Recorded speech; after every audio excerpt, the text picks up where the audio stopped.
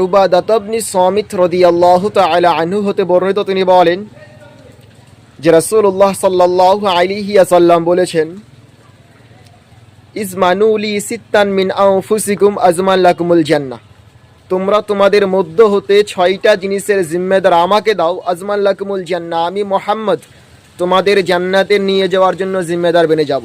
1, উসদুকু ইদা হাদ্দাসতুম, যখন তোমরা কথা বলবে সত্য কথা বলো। ওয়াউফু ইদা ওয়াআদতুম, যখন তোমরা ওয়াদা করবে তখন সেটাকে পূর্ণ করো। ওয়াদ্দু ইদা তুমিতুম, যখন তোমাদের কাছে আমানত রাখা হবে তখন তা আদায় করবে। ওয়াহফাযু ফুরুজাকুম, তোমরা তোমাদের নিজের লজ্জাস্থানকে হেফাজত করো। ওয়াকুদ্দু আবসারাকুম, এবং তোমরা তোমাদের চক্ষুকে নিয়ন্ত্রণে রাখবে। ওয়াকুফু আইদিয়াকুম, এবং তোমরা তোমাদের 2 হাতকে অন্যায় কাজ হতে নিষেধ দিবে। হাদিস